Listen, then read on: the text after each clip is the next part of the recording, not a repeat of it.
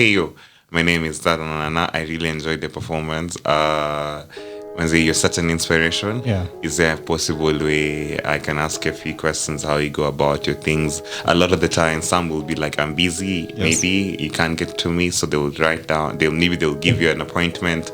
Some will give you right there and then. Some people will ignore you. I mean, I've been ignored a lot of times when you ask somebody something.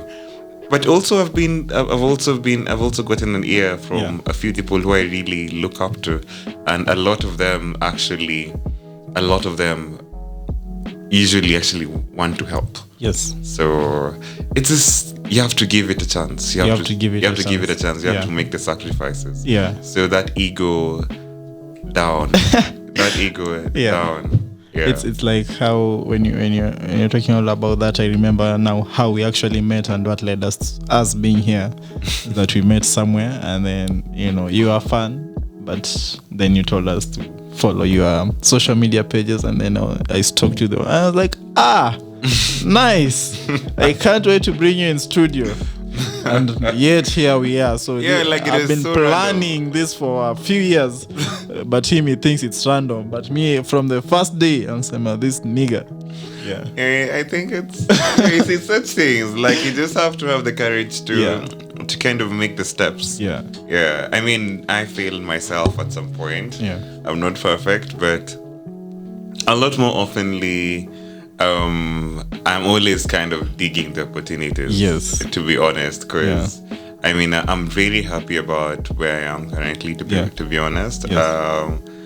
I think it's a stage where now I'm contemplating about what I'm doing and why I'm doing it. Yeah. I think my reasons are changing, of course, for why I'm doing music. I want to venture into other things, but one of the few things that inspires me is my experiences. Is that I've met so many people doing so many things, and also through them and the experiences, I kind of learned, you can also change aspects of certain things that you do. You don't have to start to do them in A, B, C, D way. So I'd say personally, I use my networks. I usually don't mind telling people this, but there's something about exclusivity. People always want to feel special. Yes. So that is one of the few things that I make sure my client gets at the end of the day, because give us a small example, so that a small example is service product delivery. Has to be top notch. Something as simple as just investing in a nice suit or a nice shirt. Thank you. A nice shirt, a nice haircut before a performance, for example, is not being stupid. Yes. Looking good, presentation is key. Yes.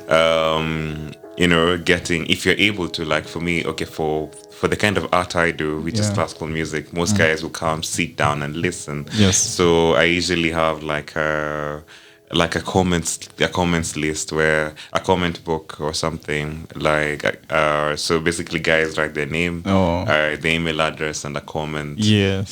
So you kind of get people's feedback, at least feedback, and also you can be able to reach them via email. So in case of any upcoming events, that's one way in which you can reach them, or at least sort of marketing. Secondly, also I use that for the purpose of like saying thank you.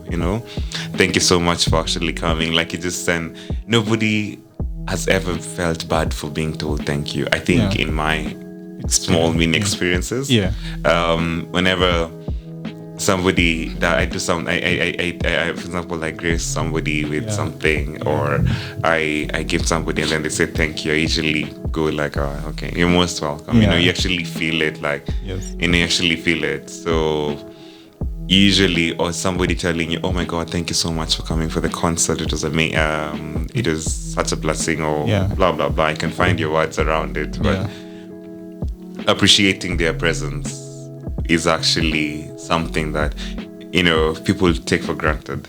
Nobody hates being appreciated. Nobody hates being appreciated. Nobody hates being gifted. So that's just another way of building a social network. That's something that I use. the more you talk, sometimes I feel so guilty that I get to have your number and these other people do not. I get to have you in studio so I can continue this conversation offline if I so want.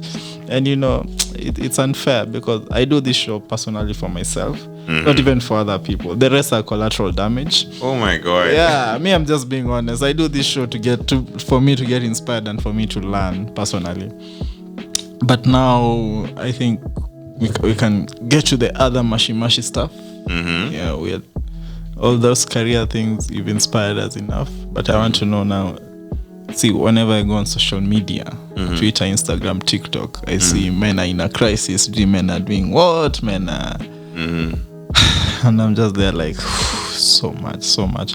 For you, in your experience, I don't want to say what is wrong with men, but I want you to tell me how is the interaction with the men, especially because I know a lot of my friends who are male who are into business and stuff like that. Like the girl child is empowered so much, especially in the workplace. You can make it, Cynthia. You can do it, Cynthia. The guy child is like, wait, I need those reports by So how do we then, as men, before we even get to the ladies, set ourselves apart? I think it's such a patriarchal society. Yeah. Generally. On paper. Generally, to be honest, like how men are raised. Yeah. You're raised to be a leader. Yes. You're raised to be the one. Like you're always supposed to be number one. You're always to be like the man is the head of the family. Yes. And then religion supports that as well. A lot of religions, at least in Kenya, we have like, let's say, at least in Christianity, let's say in Christianity, because that's what's very. They say 80% of Kenyans. Yeah, let's say a big percentage of Kenyans are Christians. Yeah. So also that kind of supports it. So men are told to be strong. There's always that notion that a man is supposed to be strong.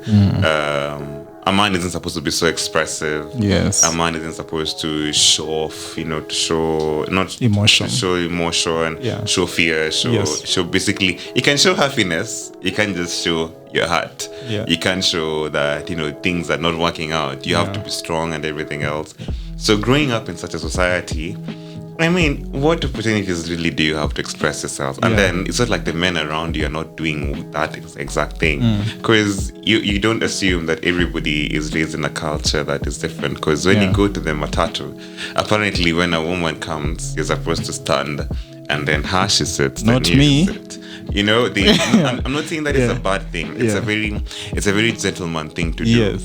But again, it's not that you're not human enough, or it's not that the difference is that you're a man and woman. It's not like your brains are worlds apart. Yeah. You literally, they keep on saying what a man can do, a woman can do better. Yeah. So I usually go like, I mean, not to be judged, but say it. If it is that way, then I don't need to stand up for you. But it's a culture. It's a culture. And then you can imagine how that is. Like, you can imagine a boy who's 12 years old going to Kirinyaga North Secondary School. I mean, primary school. Or they went to like... I was in Kirinyaga. I'm just guessing a name. I don't even know if the school exists. Like, or you went to like, I don't know, Bungoma High School. Yeah. Like these are normal Kenyans. You know, or you went to, let's say you went to Nairobi School. Yeah. Like any school basically. If this boy was grown up around these people, that's what they know. That's the culture they know. So I think the biggest thing is change the culture, but you can only, that's such a big aspect. Like there has to be a movement for almost everybody for the culture to change. I think it's just a matter of investing in the individuals around you. Yeah, that's one. Yeah, that's one of the easiest ways, because I usually tell guys like, you're doing businesses, and usually you'd find men are rarely you rarely lack the support. You rarely have the support. You rarely have the support to, like the way a woman would. A woman they have even funds. They have, it was mostly because the women are really, really put down, and even our culture really puts women down. A lot of our cultures, not that, in our various tribes, a lot of it is very patriarchal. Yeah. So the men are really up there, and the women follow, and then the children.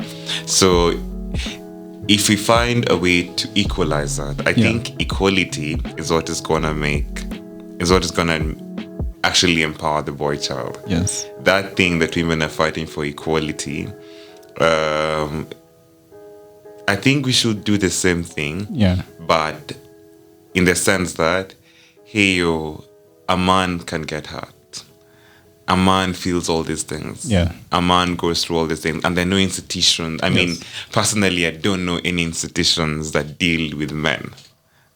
Like, at least not as much as the women. I mean, I know institutions that deal with them, and I even know in case a girl is suffering through in the different issues they might go through. Yeah. I know where exactly to take them. I know lawyers who just deal with this feeder, right? Yeah. There's like even banks just for women. There's institutions just only for women. I mean, the other institutions are not there for women and men. But I personally don't know where men can go to actually get help. To actually go get help. Prison. Yeah. The only prison is where men. Is where men go. Okay, Yeah. that's unfortunate. I wouldn't wish that for anyone. Yeah. But there's not that much awareness about it. Like if I don't know about it, and trust me, I think I'm quite woke. I think I'm quite active around. You look woke. But I still don't know. Like, I have to maybe start looking. I'm sure I'll find one or two. But if it is about women, I definitely know where to go. Even I know what to search for. Yes. So you find that men are put down because of the men tend to actually even put themselves down because the culture. First of all, I tell you, I'm suffering through this. Mwanaume ni kujikaza. There's that. You say it so jokingly. Yes. But it really we even build culture. So that is such a culture. So when a 12-year-old hears that, like, for example, when you see a 6-year-old girl and a 6-year-old boy crying because they're hurt, you'll most likely tell the boy, jikaze, janali, all those things. And the girl will be like, oh, pole, they'll even be wiped for and everything else. So you find when you're raised in that community, what exactly do you think you're gonna make the men out of this? And it's what it is. That's what's in the community. I mean, that's why I said you can only just change the people around you and hope they change the people around them. That's my approach to it. And in terms of stuff, and I think men should just, try being more expressive. Like, talk to your boys. If you really boys with somebody, just have that conversation once in a while. Like, hey, this is happening. And, women generally talk. Women have that culture of talking and sharing. We don't. We don't go see even therapists and things like those. We find it like it's shameful. It's not a culture. But it's building up. Yeah. It's building up. But a lot more times we put ourselves down. Yeah. Rather than the way around. I think men put men down. All the time, and it's actually normal. Yeah. It's actually normal. Jambo will just tell, unashikilia uko, like things like those. You just find that, jikaze tu, it will work out, and then they will most probably keep it in. A woman will most probably go home, talk to her husband, or talk to her friend, or talk to her boyfriend for advice, or talk to her friend, her girlfriends, her crew. Yeah. No, we don't do that. I mean, when was the last time you did that? Can't even remember. Yeah, so I think I wipe my tears with good food. Just go and cook myself whenever I'm stressed. There's that notion, and then in the African concept, a man is supposed to not show weakness. Yes. So it is less insisted upon now. Yeah. But even when you think about some of the things we do, like, when you cry during circumcision, it's not, it's considered weakness. But it was painful. It is fucking painful. That one. It is fucking painful. So we don't need circumcision. Yeah. So Yeah. Now, I know I need to let you go because you have somewhere you have to be, but I still have just a few more questions to wrap this up. I remember when I was starting out in my career as a creative writer, we used to be told, or rather, we are still told that it's a quote by a popular advertiser. He used to say, in the new world, it's not the fast who will eat the slow, but no, it's not the big who will eat the slow, the small, but the fast will finish the slow. So in your life up to where you've led, I'd like to know the things that you've learned, unlearned, and relearned, because I know life is a continual that is true. process. First of all, I learned that crying is okay. Yeah. It is very okay to be able to express yourself. It is very okay. Yes. Being it sounds nice. What I've learned, another thing I've learned is that sometimes you plan, but it doesn't necessarily work out the way you did. Yeah. But sometimes also it just doesn't work out for real. Yes. Like there's just no two-way to go about it, There's no other ways to go about it. So I've learned, like, sometimes you have to just accept your losses and move on. Yes. You have to be able to pick yourself up and move on. Yeah. That is one thing I've learned the hard way. 2, you have to invest in your own self, in your own. Might be by your own self is like things that make you happy. The smallest things, like buying ice cream for 50 shillings. Yeah. Or things such as, buying yourself just, a nice pair of shorts. Maintaining a social, a social life that actually you feel like fulfilled. Friends, that is the friends around you. The things I come to learn is that your friends influence. I know it's said a lot that your friends influence a lot of who you are, but to add to that, your friends influence a lot of how you see life and a lot of how you deal with things. Because if you have friends who mostly advise you, like, as I was saying, like, a man is strong and everything else, that is it's completely okay. I'm not saying that they're bad people, because I'm sure their intention is all bad. That's what they know. Yes. But also sometimes it's those kind of friends are the friends who, I'm not saying those particular ones, but the kind of friends you have really, really, really, really, really make a difference on so many choices that you make. Because that time when you need that support for them to show up, even to show up, like things like you might need a number for maybe I need numbers for my gig, so whether you guys show up, people who are constantly in support of what you're doing, and people who also check you, like people who are constantly checking on you, like, hey, this is and this could be better. So that kind of thing, your friends really influence a lot of your decisions and a lot of how you see life, because how you see life, you make decisions based on that. Another thing that I've picked up, and this was actually from one of my students. He's a 6-year-old. Then I asked him one day in class, so what do you like? Then he went like, so we're talking about flute. It's like, what pieces do you like? And then he just said, I don't like any of them. And then it's like, wow, then you play them so well. It's like, yeah, because I actually need to play them because mom said I play them. Mom said I play them, and also you give them to me, so I play them. But I don't enjoy playing them. It's like, why have you never said? Then he told me, I don't know. You've never asked me. So I was like, okay. Okay, then you don't have to, but it's kind of necessary for you to do it, for you to learn, because I mean, at this point you can't really play very complex pieces, because the pieces that, the kind of what you want to play is very simple. It's very what they wanted to play was a bit difficult for their level. So I was like, okay, I guess we can try something. So from I mean, I kind of tried changing what I'm giving him and to kind of fit into what it does. So I'd write material for him to practice. But what I picked up from that was sometimes you just have to do things you don't like because it's necessary. Yeah. Yeah.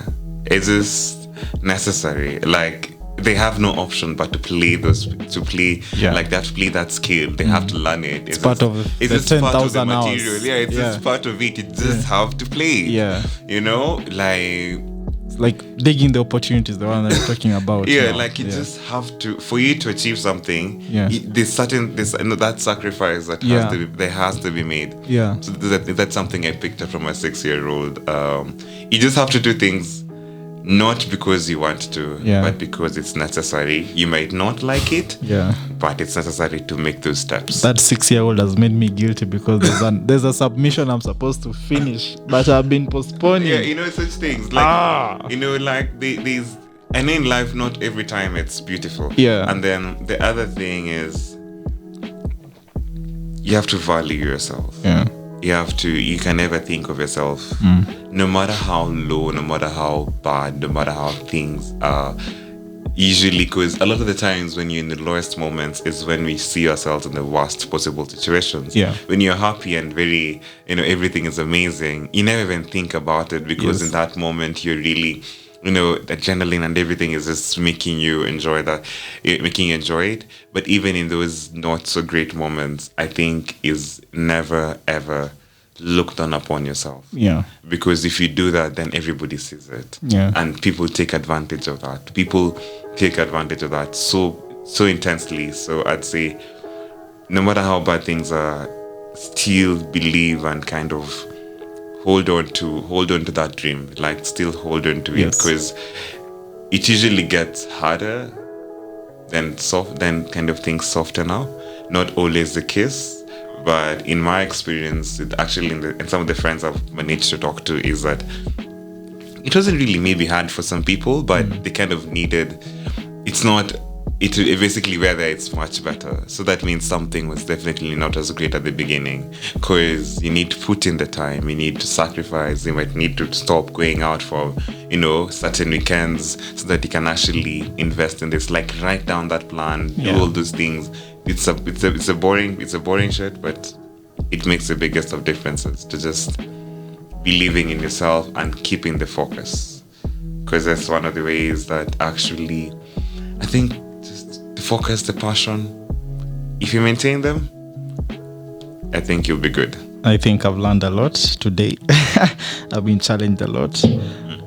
Will you know, normally people say, I wish if I was younger, I'd do this and this and this. But I don't want to ask that because, you know, the past is in the past. And I like to flip the script and say, you know, advise your future self. My future self? Yeah. Oh my God, please go to Thailand. Thailand, okay. Let's go to Thailand and Fiji. Why Thailand? What is it called? It's Thailand, Fiji, and Bangkok, Indonesia. I just, you know, those photos. Yeah. It just, imagine it's just the photos. Nothing else convinces me more than the photos. Just the photos. It's just the photos. Yeah. Like, you see all these tour companies on Instagram, then you just go like, oh my God. Yeah. And then you see photos. Yeah. Then guys also tell you of the experiences, and then when you do the research, you know, all those YouTube videos. I'm sure it's not like that, but I still want to go. Yeah. I still want to go. I mean, I want to go to Fiji. I want to just experience that. Like, I want to experience that. So that's one thing. Secondly, please save. Yeah. Jeppy, please. Please save. Please save. Please save. I'd like to please maintain your friends. Yeah. I really love my friends. I really love the friends that I have. Yeah. Shout out to the friends.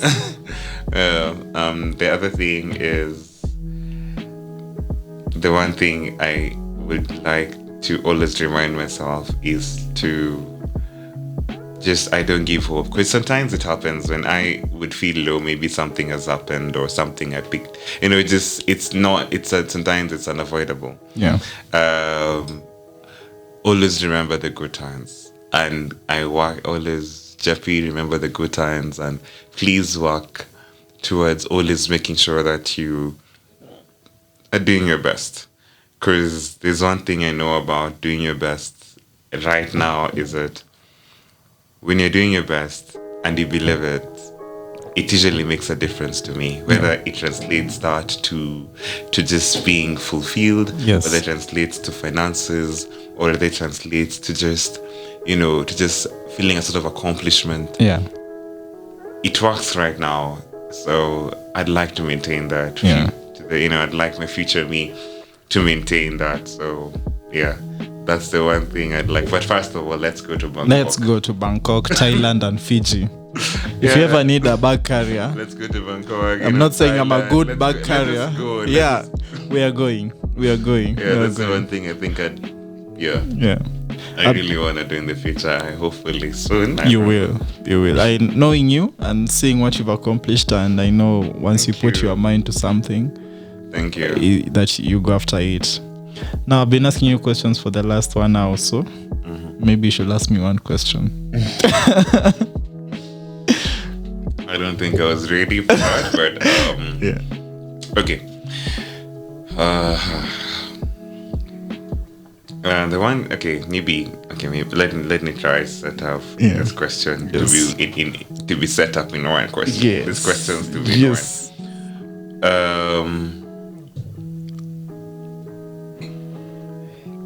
Do you ever think about some of the differences do you ever be intentional with some of the things you do? Like, are you ever fully aware that you're doing them? Like, that conscious self. Yes. I usually wonder, like for me, I am so conscious about certain things. Yes. Like super conscious. Like when I want to do A, I'm those the details up until the watchman will eat, what the watchman will get. Like that detail, I will know very well. Kamba viatu inatoka hapa. Yeah. Like those small nitty-gritties. Exactly. So I usually wonder, I usually wonder if everybody's as that. Like, are you ever conscious about some of the things that you're doing? Okay. Now, I'll start with a preamble to that question. When you're talking about it, I remember, after interviewing a lot of people, what struck me was that they're very, like you said, intentional. And to be a master, you have to know everything about whatever. You have to fully immerse yourself. Mm-hmm. So initially, when I was younger, I know you don't want me to keep on saying that, but when I was younger, while in my nascent career, I never used to be intentional. I used to be like, let's just get this job done and move on to the next thing. But you see, to be able, like Ronaldo or Messi, if you love football, or Federer, if you like tennis, if you read about how they practice for their work, you realize that it's not a fluke where they got to their career or how they do their things. Mm-hmm. It's the small things. The devil, it's where the devil lives, those tiny details. So I'd say I'm not intentional in everything, but I'm really intentional in my writing and when I'm cooking. Those two. Okay. Yeah. You can't miss. Like there are people who put kitungu, onions, then they put spices. Me, it has to be like a procedure. So I don't let anyone in my kitchen for that matter. Yeah. Fair enough. Yeah. So that will be it. Finally, because I really have to let you go. You are so easy to talk to. I'm sure Adele can attest. Shout out to Adele. But finally, my final question as I let you go is that if I don't know if you believe in God or whoever you believe in gave you and told you, Collins, it's time, I am calling you home, but before you go, I'm giving you 30 seconds or 1 minute to tell us 3 things that you know to be true, 3 things that have guided your life up to this stage, and hopefully for the next few years, what would be those 3 truths be? 3 things that have what? You have 3 truths.